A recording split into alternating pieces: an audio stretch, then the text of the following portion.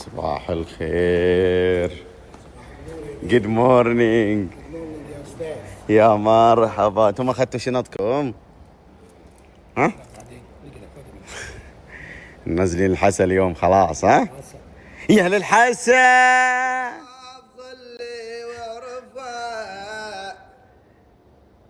هذا الشيء جالس كذا. ابعد عنه عشان الامبير يصير حد. اللي جانا شوي البارح. هي كانت قوية. لا والله. شوف صلوح عادي ومبسوط وعادي، ما هم النصر ولا حاجة ولا لا؟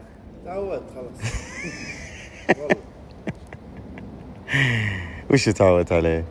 تعودت انه في البدايات يعطونا انهم مره ايه لاجل النهايه عور قلوب. اوه. ايوه. وهذاك للحين هذا للحين هو متعود يعني اول ليلة، بس ثاني يوم نشوف الدنيا هذا. لا بس المرة دي كانت تقيلة شوية. لا. جامدة قوي. ايه لا كملت. لو تكلمت والله كان خلك من أملت. العالم ترى ما ينسون حقوقهم. العالم يقولون في عشواية، في عشواية. انتم الحقوق. لا مالي دخل انا. ها انا ما تحديت ولا شيء عندك هو. ها نصراوي. الحوار من وياه صار عجاب. يا جاب مع جبوري حبيبي ما لنا شغل. تعال يا تعال بلاش تفتح الموضوع. اقول لك والله العظيم العالم امس قالوا ما تقفل سناب بدون عشواية. ده تفتح مع الموضوع ازاي؟ وريني كده.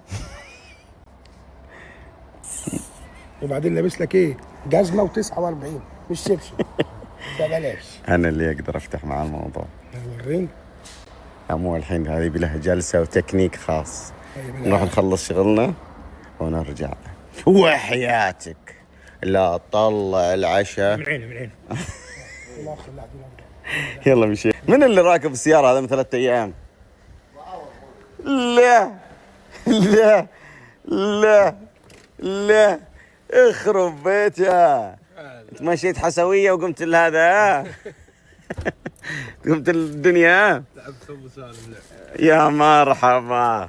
خرب بيت الوسامة، خرب بيت الجمال.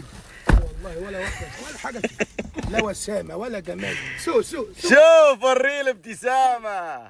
هو صدق الله يسامح الدكتورنا يعني. الناسات فيها مشاكل مش مشكلة واحدة. جاب زعلان. ايه خله ما ترايح معنا ابو فاطمة. يا بسكت. هذا يقول لك مو برايح. يلا هذا المكان يبي له ابو عمرو هذا. ونزل الحسا قبلنا اليوم لكنه بيندم، لأن هذا الجو هو جو أبو عمرو، واللي على نفس جماعة أبو عمرو. هذا معرض شنو؟ هذا معرض قمه للمزادات ما شاء الله. ايه شيء مختلف. شو اللي تبي في المزادات؟ تبي هذه الاشياء. في شيء انباع ما شاء الله بريان، ترى يقول لك من إيه. في اشياء انباعت. تبي فيه وكل شيء موضح طبعا. بتشوف السيارات اللي تبي مثلا ترزق الله فيهم، اللي بيترزق الله تشتري سيارة ها وتقعد تزبط فيها وبعدين تبيع. قلت لك انا زي جماعة او وضع ابو عمرو. اي وهم شوف حاطين لك السيارات على وضعها، مو قاعدين يلمعون ويشكلون. وغير هذا كله اصلا كل سيارة، هو عشان تفهمون، عشان انا قبل ما اروح بالسيارة، هو عبارة عن معرض. هذول خبرة من 14 سنة. ما شاء الله يعني خبرة. من ايام شنو ما تشوف واحد واقف فوق السياره ويقعد لك يحرج ويزاود وما ادري وشو. اي سبق ان اذا تذكرون سوينا لهم اعلان وانقلوا مزاداتهم الى الواتساب. يحطون لك في الواتساب زي الجروب ويلا زاودوا على الشيء. الحين طلعوا خطوه تطور اللي قدام وفتحوا تطبيق في الاب ستور الحين موجود. والاندرويد وش اسمه؟ اسمه قمه للمزادات. اسمه غمة للمزادات. الحين تقدر تدخل وتشوف السيارات اللي انت تبي وتزاود عليها وانت متكي في بيتك على سريرك بعد اذا تبي. حلو. تدخل وتشوف. وكل سيارة طبعا كل سيارة بتشوفها معروضة في المزاد وما ادري ايش. هذه مفحوصة يعني انت لما تدخل الحين شفت السيارات شكت، والله انا ابي مثلا هذاك الشاص، والله انا ابي هذا، ولا ابي هذا اللاند كلوزر اخذه واضبط فيه وكذا وما ادري ايش وبعدين ابيعه. انت قبل ما تدخل المزاد في تغرير حق السياره. كامل. تغرير من وين؟ تقرير من نفس اللي هو المراكز المعتمده من عند نفس اللي هو المعارض.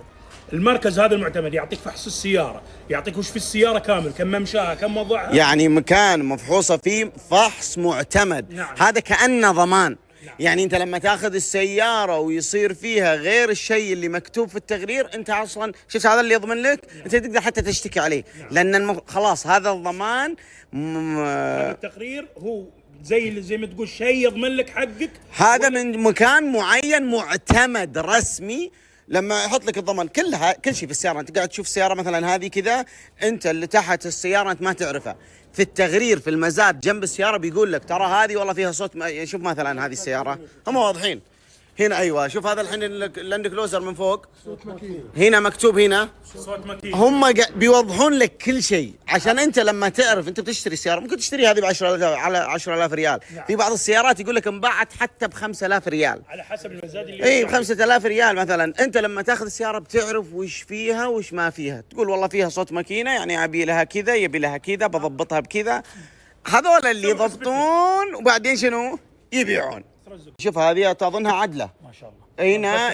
اذا اعطونك الموديل الممشى كل شيء يخص السياره بتفاصيلها يحطونها لك. تصور لها من تحت حتى صور كل شيء بتشوفه انت قبل ما تدخل مزاد. هنا بتلاقي سيارات كامري.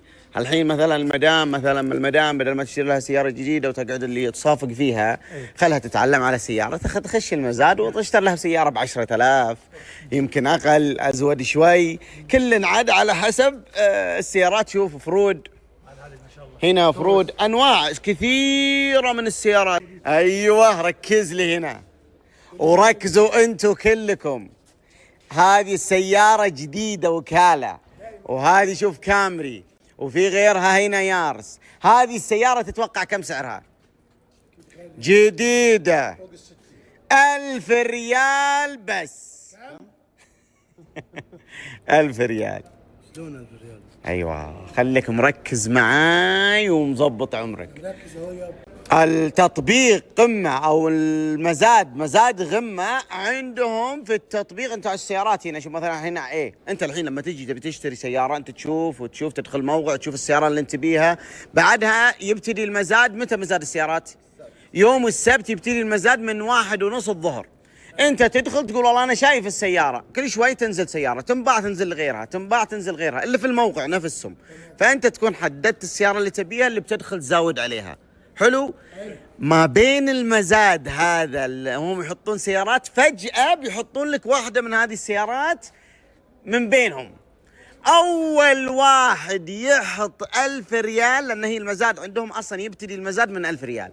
أول واحد يحط 1,000 ريال 1,000 مبروك، السيارة جاته ب1,000 ريال بس. يا لهوي دي حلوة دي حلوة دي.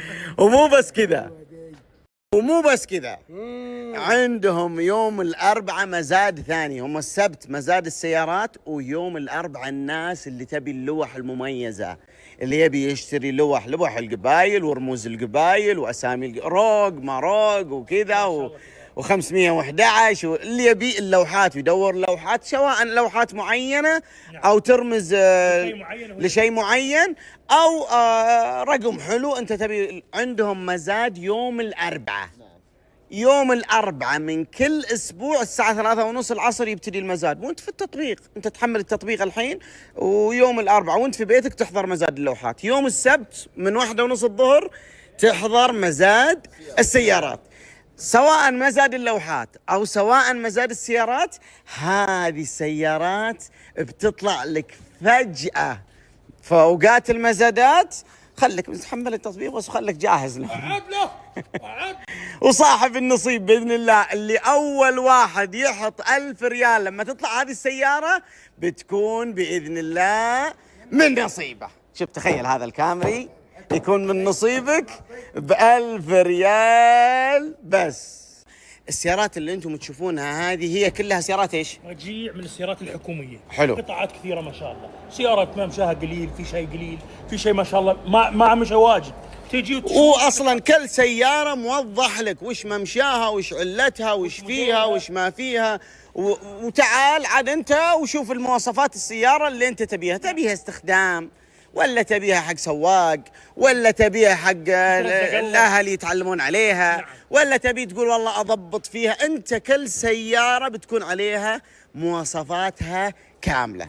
ايش هذا؟ اقول ترى حتى لو ما تبي تشتري يعني ايه تحضر المزاد تستمتع، تشوف يزودون ذا يزود تاخذ حتى خلفيه والاسعار ما الاسعار وكذا والهذا خلاص. يعني هذا الجميل والانيق هذا قال لكم يعني انه متعه، خلاص يبقى متعه.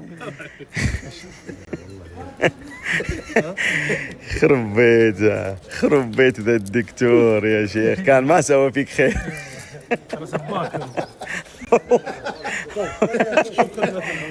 خلصنا امشي خلص. ها يا مرحبا، الله يحييك الله يطول عمرك. ايش تبي منا انت؟ شوف لنا سياره للمدام. وليد في 3 سيارات، السياره ب1000 لا انت بس من اول ضغطه كذا. وترى حتى ال1000 ما يبي يدفعها. فاهمني غلط. لو على 1000 مقدور عليه، بس احنا يعني انت على فكره يعني انت تهورت في السياره. ازاي يعني؟ يعني انت الحين افرض انهم جابوا لك سياره بسعر حلو كذا كذا ورتبوك، مصاريف السياره بعدين. ازاي يعني؟ يعني مصاريف السياره الوليه ما يبي لها مصاريف السياره. يبي لها مصاريف. ايه والوليه حط في بالك يعني 4 حوادث في الشهر هذه هذا. اديني حقي كاش. الله يحييك ابو ريان. شرفنا فيكم يا عمري. ابو ريان سامي عيوني ما شاء الله قمه سهلت المهمه. ما يحتاج